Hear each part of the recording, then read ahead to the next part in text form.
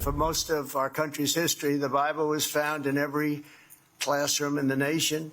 Yet in many schools today, students are instead indoctrinated with anti-religious propaganda, and some are even punished for their religious beliefs, and very, very strongly punished. It's ridiculous. President Trump promoting religious liberty at the Museum of the Bible in Washington this morning. His appearance there follows a bombshell report from the Department of Justice. This report accuses the Biden administration of weaponizing the government against Christians on numerous occasions.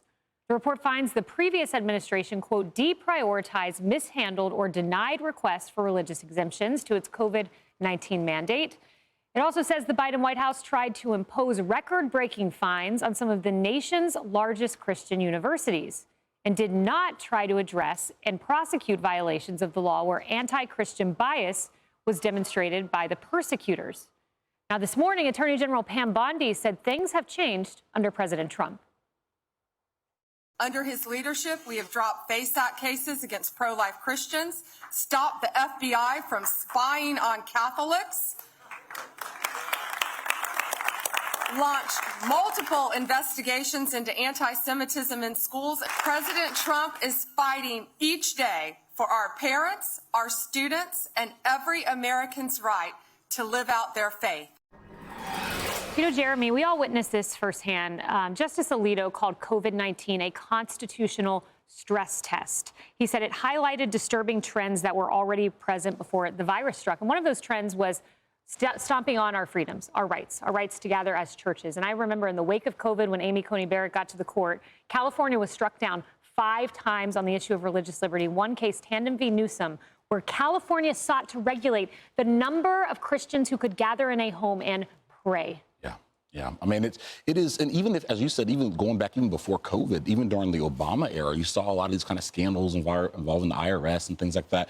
And I remember, you know, my father's a pastor. I've talked about a little bit on the air. I remember during that era, being in church, my dad, you know, having the courage to say, look, we are still going to call out the President Obama on actions that he was taking that are against our biblical values. Look, we lost a lot of members at the church. I mean, as you can imagine, it's not popular to criticize Obama at a black church, but my dad stood on values. And I think about now, I think the purpose behind a lot of this, what was Biden doing? Why are they, you know, violating religious exemptions for Christians? It's because they want to bully Christians into being quiet. They want to bully us into silence. They don't want pastors to speak from the pulpit about any issue that has any type of political undertone. But there are some issues that are moral issues that pastors should be able to speak about and can do that and exercise their First Amendment rights. And I think it's important that as believers, we don't cower back and say, oh, I'm afraid the government is going to, you know, do something against me, or no, we have to stand on principle, stand on the Bible and speak truth,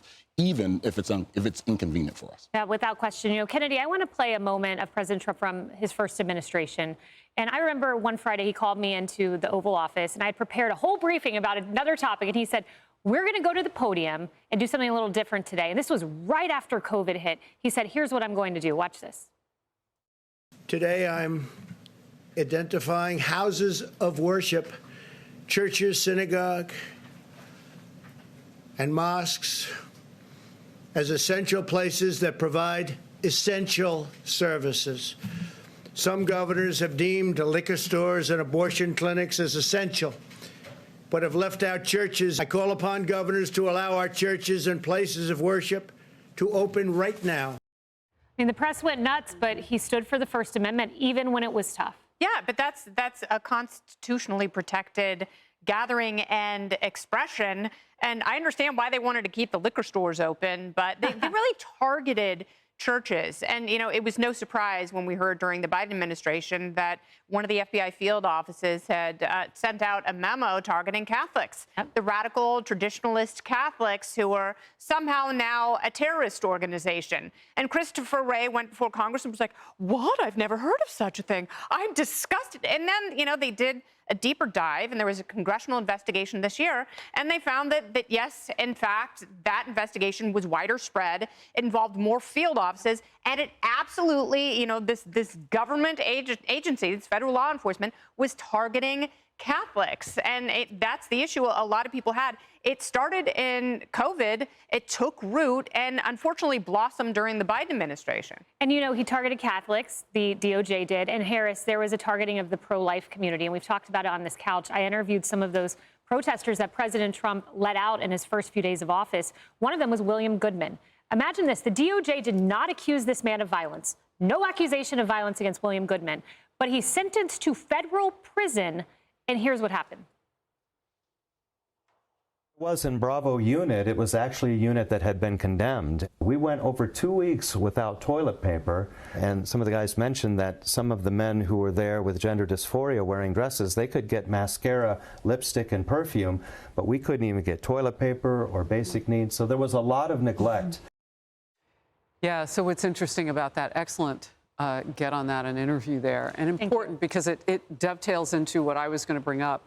So you've got Christians being called radical because they hold traditional values, those Catholics that you mentioned, Kennedy, yet mutilating the genitals of minors so that their outsides can somehow mimic the confusion and hurt and immature ideas because they are minors yet, so that those two things can go together is absolutely not radical and okay with the left. I mean, it makes absolutely no sense. So you're going to satisfy the whims of people in prison, but not those who are supposed to walk out with the American freedoms that we all have.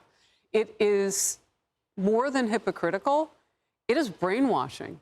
It is brainwashing an entire country because of a few. And if Democrats think that this is a winning issue for them, if they think they're in the majority, cue the tape every day, all day long of November 2024.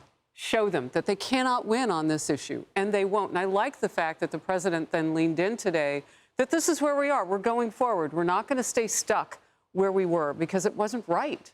Yeah, you know, Cheryl, it is quite a juxtaposition. On one hand, let's stomp on the First Amendment rights of millions of Americans. On the other hand, let's go on a grand experiment with America's children and allow them to get mastectomies. You know, freedom of religion, these are our rights as U.S. citizens. This is the Constitution. And it frustrates me that the Biden administration, based on what I'm reading from this task force, thought that it was okay to go against that. And this is when, if you mentioned this earlier, Kayleigh, I apologize, but under DHS, when they omitted Christian perspectives from a directive for detainees, this is Customs and Border Protection. Ding, ding. This is illegal immigration.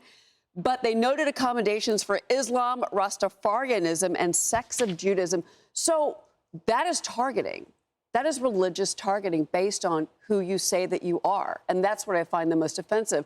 What are we, Syria, where they're targeting Christians? That's what this reminded me of when I looked at that particular piece of the evidence from the task force. I believe in the separation of church and state. I always have. I wish that the Biden administration had believed it more at the time. But obviously, they took the rights of the few as more important than the rights of the many. Hey, everyone. I'm Emily Campagno. Catch me and my co-hosts Harris Faulkner and Kayleigh McEnany on Outnumbered every weekday at 12 p.m. Eastern, or set your DVR. Also, don't forget to subscribe to the Fox News YouTube page for daily highlights.